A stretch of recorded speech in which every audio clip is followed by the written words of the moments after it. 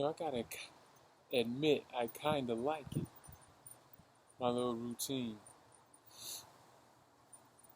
You know, the only thing is like I'm doing good things, but at the wrong times. I like my little house right now, and my girlfriend was talking about like staying here another 5 years. And I can see that. Like if we were being consistent with paying rent, the only reason we wouldn't be is because of me. But if we were consistent, landlords are good people, good, nice couple. I could see us renting for a few years, you know, because a lot of people don't really, they don't dig this location. There's construction outside the front, um, so that's probably gonna take a while. And then there's like some little industrial to the right. I mean, but it's not so bad for me, you know. If I were to commit to like not smoking, so I could detox and get a job that's like that I feel at least something about, warehouse work or welder's assistant, delivery driver, something, you know. And at the bare minimum, for at least up until recently, like, but I think recently I didn't really take it too serious. You know, I'd still smoke here and there. I wasn't exercising as much as I used to. I wasn't consuming a lot of water, which is key number one. Like, I'm pretty sure I fucked up my body once for smoking the night before and then drinking a whole gallon before I went to do the test. And luckily it worked. I mean, but I think I can't do that type of stuff anymore. You know, so they say you should go for like 30 to 60 days of staying away, abstinence from it. You know, but I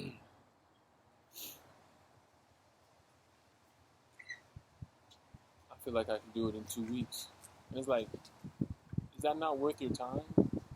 How long are you gonna like pretend to walk to work and stuff? Like here we are once again, like, and on top of that, it's my girl's birthday. Now, normally, yes, my schedule, I would go in at 3 and get out at midnight if I was still going to work and I didn't hand in my resignation. And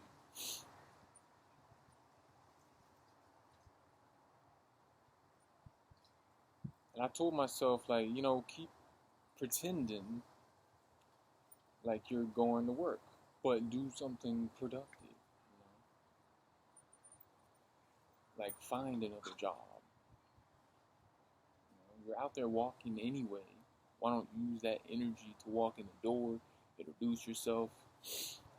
I mean, because at the end of the day, nah, I don't like working fast food, you know? I don't like working this minimum stuff, and I'm not comfortable going to like these job agencies around the way where, yes, you can show up at 5 a.m. and get some work, but first, more than likely,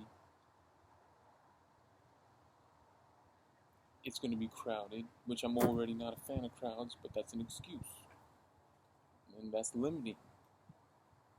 But still, if you don't like it, you could aim for better. You're not necessarily in a bad place, but it's like the only other reason, what would stop these guys from getting a job there? Either at a fast food joint, like their effort or their mentality or their appearance or the way they come across. That's why I shaved a little bit, because I was like, look, I don't want to work fast food, but if I have to, then I have to. But I've been saying that for years. But every time I'm just down, you know? Because I'm like, oh my God, I don't want to do this for the rest of my life. I only feel good like when I'm working a second job or going to school. That's what makes work bearable for me. At least a menial job like that. I mean, I'm just saying it's not really my style, even though I'm able to do it. And I love fast-paced environments, so fast food is cool for me to jump in. You know, but really, like I need an exit strategy, or at least what's the next thing, or what am I gonna run simultaneously? I gotta have that. Like I have the energy and I'm doing stuff. What like yard work, my workout. But that's supposed to be extra. That's supposed to be in addition to the basis. And in this capitalist world, for what? Last 300 years? Last 600 years? X amount of time. For my grandfather, great grandfather, what? Great great grandfather? Like, they all had to work. Put in the work. And that's one thing that I'm afraid of. Like, my whole life, Opportunities came up. They wanted to give me a Greyhound the next week to go to a CDL school. Didn't push forward. My cousin wanted me to come when the hurricane hit and help clean up with some stuff. She was gonna pay for the bus ticket. Didn't do it. You know, we followed through Navy. Thought about that first, and then I'm thinking, but never followed through with that.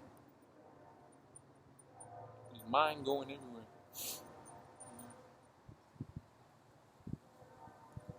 Like even in the last few months, even last year when I didn't have work, even at my dad's when I didn't have work, I was just being stationary. I was just being stagnant. Stagnant. The only reason I feel somewhat okay is because I've been moving regardless. I have these timers throughout the day, and I know at these times, like, I gotta be doing something, whether it's business, creative, reading, journaling, or working out. All that stuff is good. But if you don't have the money, the income, because you gotta be reliable, you gotta be someone that's dependable. You're like, money talks and bullshit walks.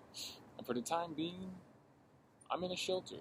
It's December, and snow blasts are gonna start coming. I'm listening to this new guy on YouTube. His name is Max, I believe. You gotta respect. Shout out to the brother.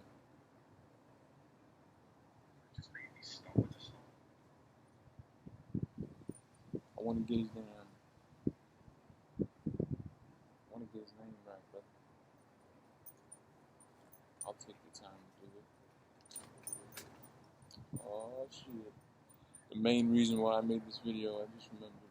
Max Velocity. I knew it. That's my boy. But cold's coming. And I'm writing down gratitude in my journal, and it's like I'm grateful for a home. And I'm not gonna lie, I like this little estate for now. I'm over here saying, "Oh, I need to get away. I don't like the relationship." It's like it's a base, bro. It's like the perfect base, and the girl is committed to it and its stability. Like, I understand it might not be righteous because you're not married, and you know that that's what your parents dislike. They don't approve of that. And maybe that's why my mom didn't give me the money, because I told her that I was going to move back in the girl. I don't know why. I was just overthinking it. So I'm like explaining, "Oh, I'm going to do this and I'm going to do that." And I'm pretty sure she didn't like that news, even though she suggested it. She's like, "Maybe you should just move back." Because then I lied to her and told her that for the last 4 or 5 months or 6 months really, 4 months probably solid, 4 to 6. I told her I moved back in with my homeboys. I've been here the whole time. And then I told her, "Oh, I need help with rent because I'm paying both rents at the same time." And all I needed was chump change, bro. $300, $600, literally. Even if you were to work minimum wage full time, you know, and understand the value of currency. Because every time I get money in my hands, I spend it like crazy.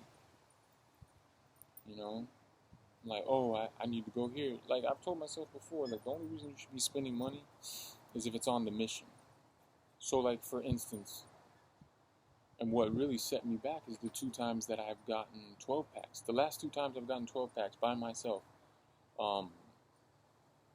Literally, I was only supposed to get Rice Krispie treat and a no sugar Monster, because the gym bros use that combo, the fast absorbing carbs, whatever, to give you that little boost, of energy, and it works well for me. So, like when I was getting off of my job and I knew that I wanted to get a workout in, um, I knew I was supposed to, get the Monster, get the Rice Krispie. But instead, I'm debating over getting a fucking pack of beer, alcohol, that I'm not even supposed to be drinking, in reality. And mostly because of health reasons. I know, you know. I don't need a doctor to tell me. I've drinking a lot of alcohol um, throughout the years. But yeah, man, I'm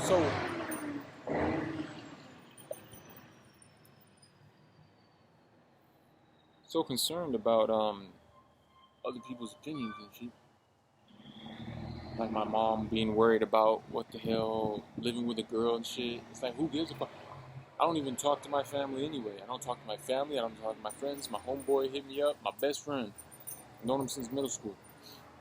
And we haven't talked in months. And he hit me up and he's like, you gonna be busy this weekend? Technically, I knew I was supposed to say, yeah, I work, even though I just fucking quit. Because I knew I wasn't gonna go. Because I don't have any money and I'm not gonna show up. But you need money for the simplest things, man. And I gotta get that through my head.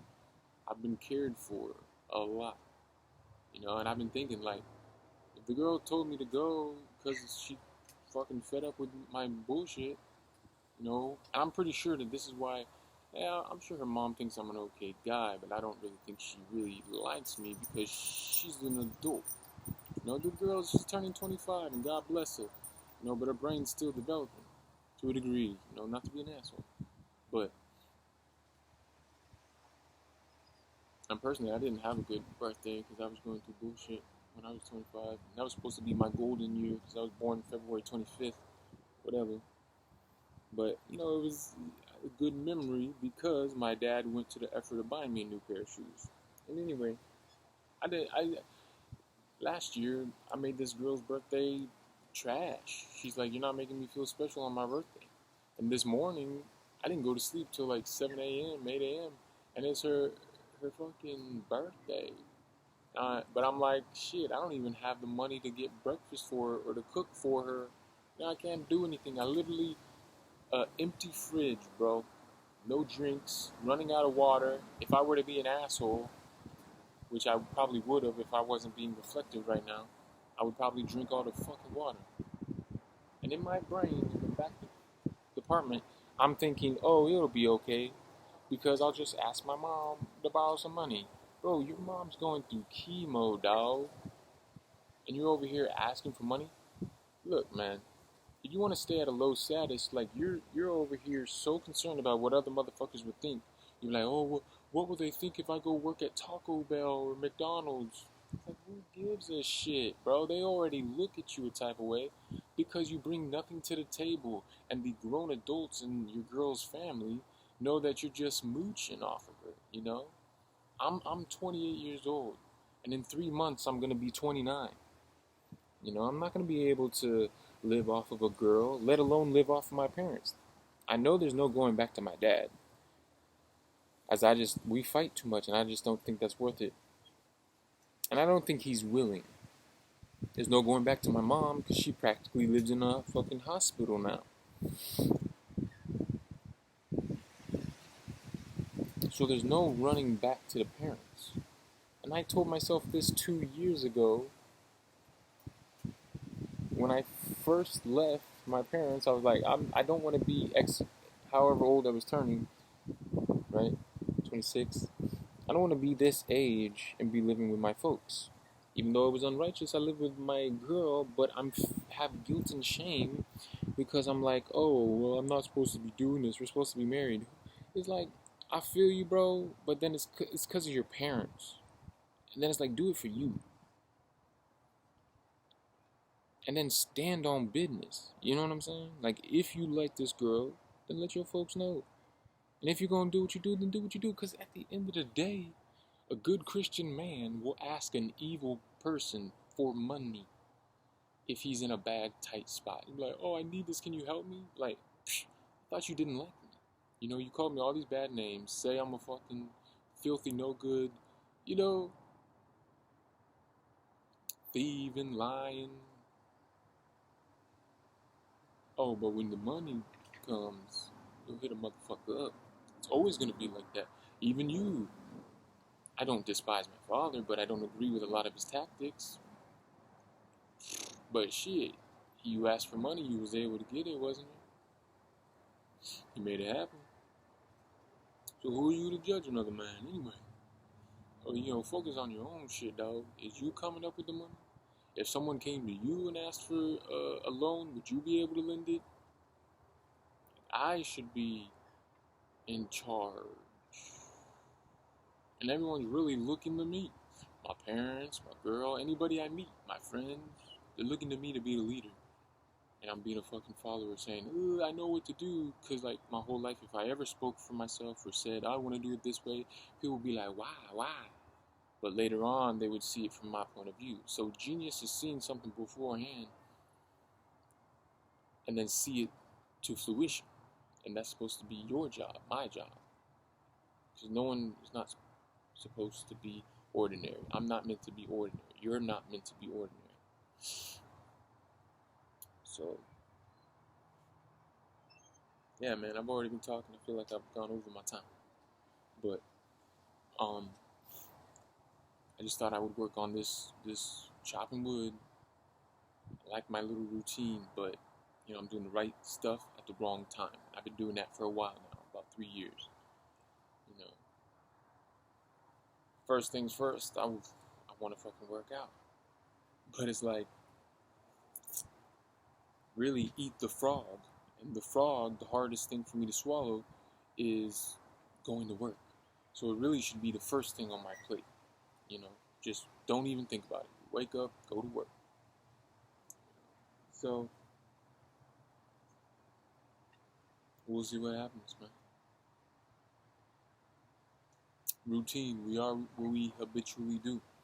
So when all else fails, fall back on routine and habits. You show me a man's habits and I'll show you his future. So it was inevitable for me to change. And I said this 2 years ago, but it's like, gotta get kicking your ass, kick it into gear. Like the Country Bears song, kick it into gear. Sometimes you just gotta kick it into gear. You need that fire, that burning desire, that intensity. I've always been a visionary, able to see the goal. But it's to be where your feet are planted and not have anxiety thinking about the future and not have depression thinking about the past. You have to learn to be present and be in that flow state. Let's go.